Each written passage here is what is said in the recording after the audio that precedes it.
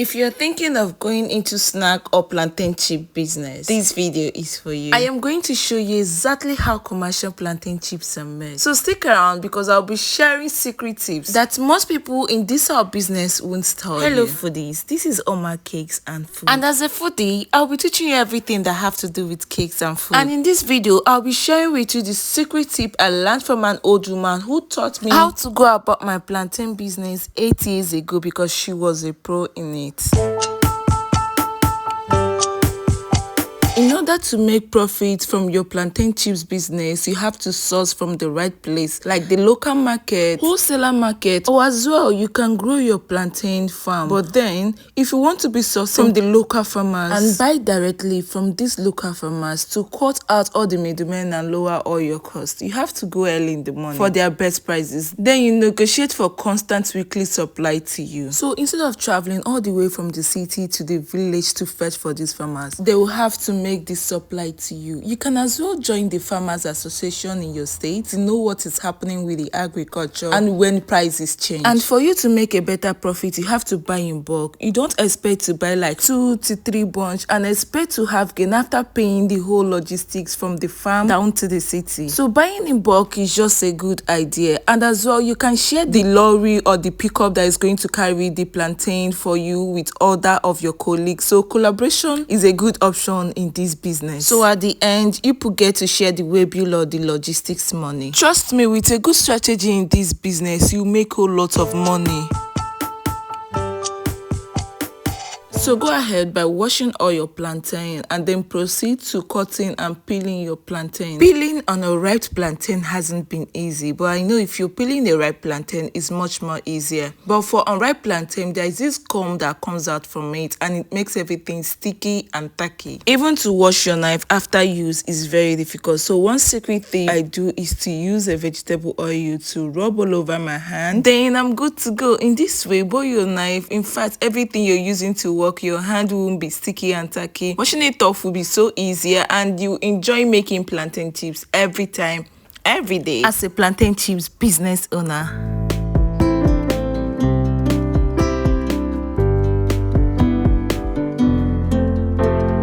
Foodies, if you're enjoying this video, don't forget to subscribe, turn on your notification bell, and if you're already my subscriber, know that you're my real MVP. Subscription is free. Let me know where you're watching me from and I will give you a shout out in my next video.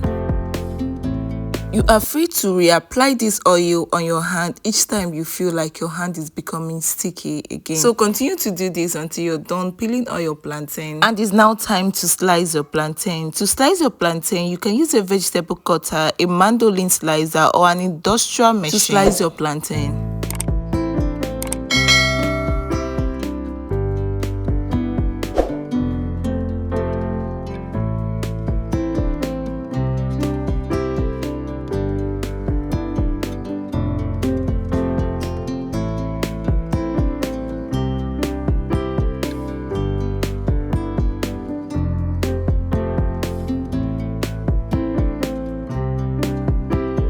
When you're slicing your plantain, at a point you will notice that your plantain is no longer slicing perfectly. It will get to be breaking. So what you have to do is to wash off your cutter and then reapply oil on your cutter and continue to slice it again. That is easy to do. You don't need to worry much when you're shattering your plantain.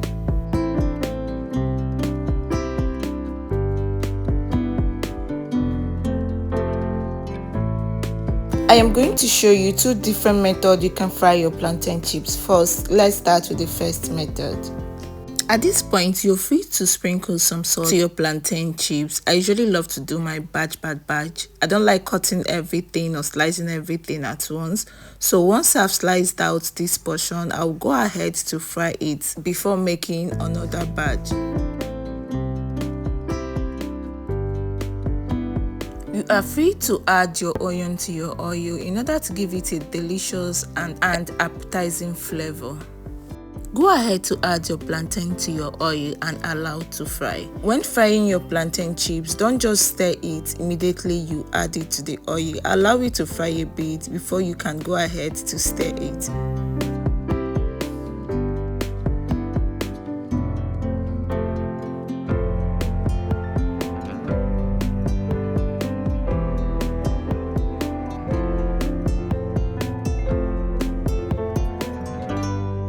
When stirring as it is frying and it feels a little bit more crunchy, at this point you're free to remove your plantain chips from the oil. Now it's ready and you can go ahead to start up another batch. Repeat the same process by sprinkling your salt to the batch, and then you put this in an oil. Remember I told you can only stir if you have fried this for at least few seconds.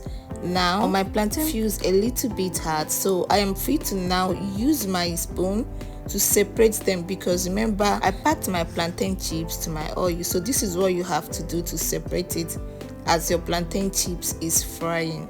Don't allow it to cluster that much. For the second method, you just only have to sprinkle your salt to your oil and then you slice directly to the oil. This method now, you don't have to slice it on a bowl or in a tray. Sprinkle your salt before adding to your oil. No. Instead, what you do is to sprinkle your salt to the oil, then you slice your plantain directly to the oil. So the difference between the second method and the first method is that this one doesn't have much tendency of clustering together, unlike the first method that have tendency and then you have to start breaking it while you're frying. But then the outcome of the both are the same thing for me, so I prefer to just do the first method because it's faster for me and a little bit accident free, because slicing into the oil is a big risk for me.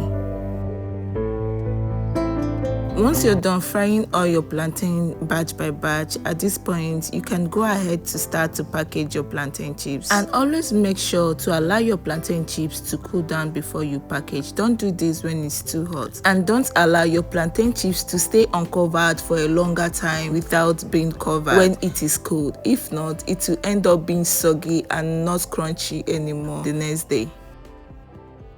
If you're a beginner or starting up, packaging in this kind of nylon is preferable because you have to monitor the market on how it goes. But then trust me, this size of packaging sells out immediately. You can sell this to children at the church or at the school. It sells out immediately, and once their parents have a taste of your crunchy delicious plantain chips, they will definitely come back for more. And then you can go ahead to start making the bigger pouch. I'll be showing you what a bigger pouch looks like.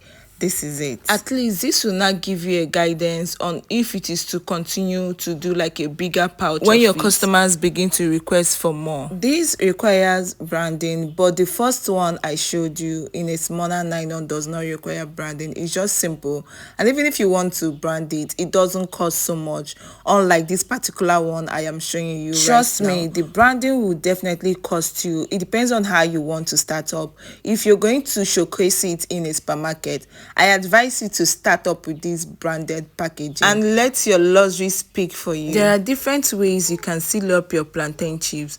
Just heat up your sharp object, your knife, to a burning fire. Once it's hot, then use it to cut it off, and now you can see that it is sealed. You can use a sealing machine as well to seal up your plantain chips, but this is for beginners who doesn't have anything at all to use and package their plantain chips. The next method is to roll up your nylon, and then you grab your stapler, use it to staple at the edge of this your plantain chips. Do this repeatedly until you're done sealing up all the nylon.